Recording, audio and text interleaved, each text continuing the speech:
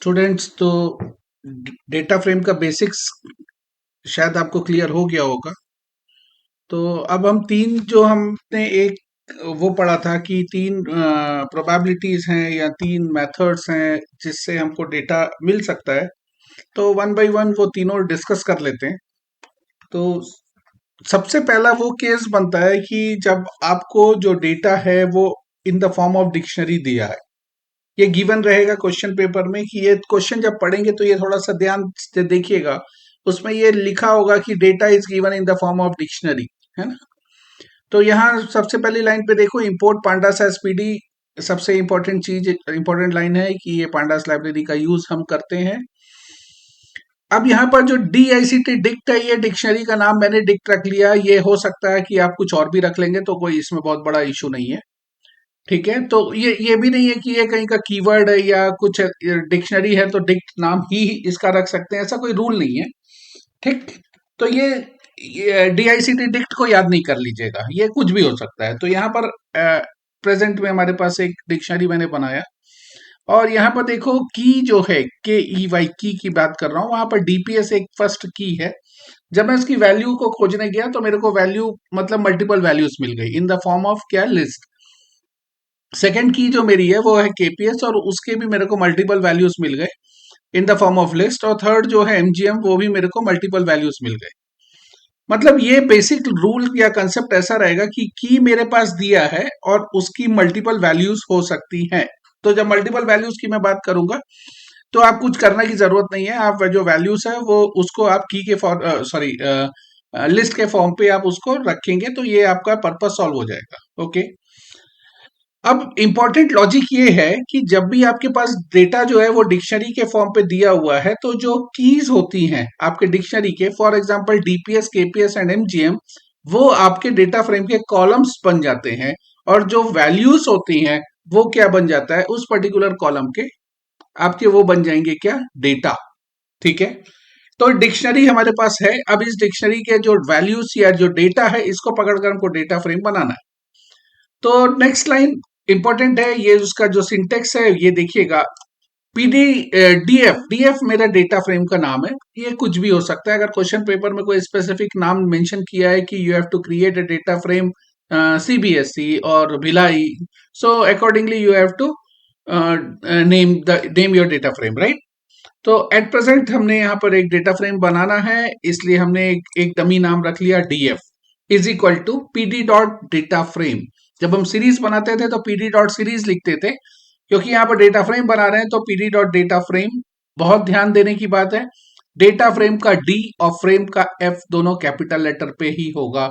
और data frame दो अलग वर्ड नहीं है, ये एक कॉमन वर्ड है, राइट। अब यहां पर सॉरी, ब्रैकेट है, चालू किया, और वहां पर जो डेटा आ रहा है तो यहां पर मैं ऐसा भी लिख सकता हूं। कैसा लिख सकता हूं, data is equal to dict, और नहीं तो मैं सिर्फ डिक्ट लिख लूंगा तब भी तो काम बन जाएगा। ठीक है, तो मतलब जो डेटा आ रहा है वो डिक्शनरी से आ रहा है जिसका नाम है DICT डिक्ट।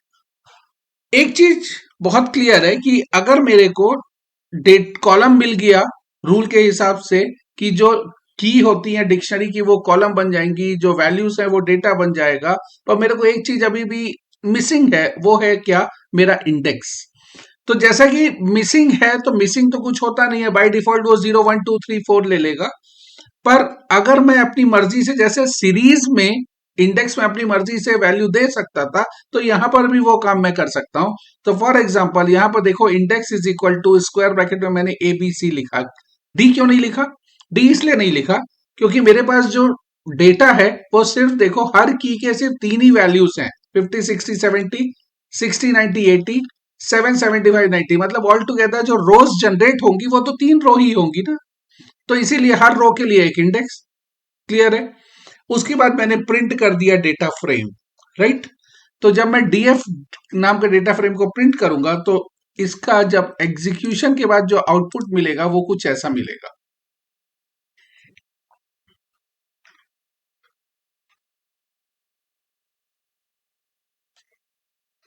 यहां पर देखिए, DPS KPS MGM बन गया क्या, फर्स्ट कॉलम, सेकंड कॉलम और थर्ड कॉलम।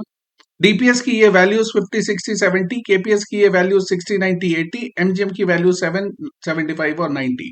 इंपॉर्टेंट चीज, क्योंकि इंडेक्स मैंने अपनी हिसाब से अपनी मर्जी से वहां पर एबीसी सेट कर रख दिया था, तो यहाँ पर देखिए आपका index is equal to ABC, क्योंकि वहां पर मैंने मेंशन किया, इसलिए इंडेक्स की जो इंडेक्स है जो वो ए बी एंड सी बन गया। ठीक, ऐसा इस टॉपिक में या इस वीडियो में मेरे ख्याल से आपको कोई इशू प्रॉब्लम नहीं होगा, बहुत इजी था। सिर्फ ध्यान देने की बात यह है कि जो डेटा है वो आपको किस फॉर्म पे मिल रहा है, तो ये वो फॉर्म है, मतलब in the form of dictionary. Dictionary पे जब मैं गया तो ये समझ में आया कि हर एक डिक्शनरी की हर एक की जो वैल्यूज है वो मल्टीपल है, मतलब एक से ज्यादा वैल्यूज आपको मिलने वाली है। तो नो इशू, कोई प्रॉब्लम नहीं है। रूल के हिसाब से जितने भी कीज होते हैं डिक्शनरी के वो क्या बन जाते हैं, वो बन जाते हैं कॉलम, और जो वैल्यूज है वो बन जाते हैं डेटा। सिर्फ एक ही चीज ध्यान दीजिएगा कि इंडेक्स का यहाँ पर कोई स्पेसिफिक मेंशन नहीं है। तो अगर आप चाहें तो इंडेक्स, अगर क्वेश्चन की डिमांड है कि आपको इंडेक्स ऐसे ही रखना है या इंडेक्स सिर्फ इसी चीज को रखना है, अगर दिया है कि इंडेक्स आपको एबीसी रखना है तो आप रख लीजिए, अदरवाइज बाय डिफॉल्ट वो क्या करेगा, 012। फॉर एग्जाम्पल यहाँ पर देखिए, अगर मैं इस इंडेक्स को हटा देता हूं तो अब क्या है, इंडेक्स मेरे पास कहीं पर भी नहीं है। ठीक है, तो मैंने एक डेटा फ्रेम बनाया, डेटा तो डिक्शनरी से मिलेगा, बट कोई कंसेप्ट यहां पर नहीं वर्कआउट हो रहा है, किसके लिए, इंडेक्स के लिए। अब अगर मैं इसको रन करता हूं तो यहां पर देखिए, जो प्रीवियस एग्जीक्यूशन में एबीसी था, अब वो इंडेक्स क्योंकि मैंने वहां से हटा दिया तो ये बाय डिफॉल्ट 012 ले लिया। क्लियर हो गया दोनों का डिफरेंस? ठीक है,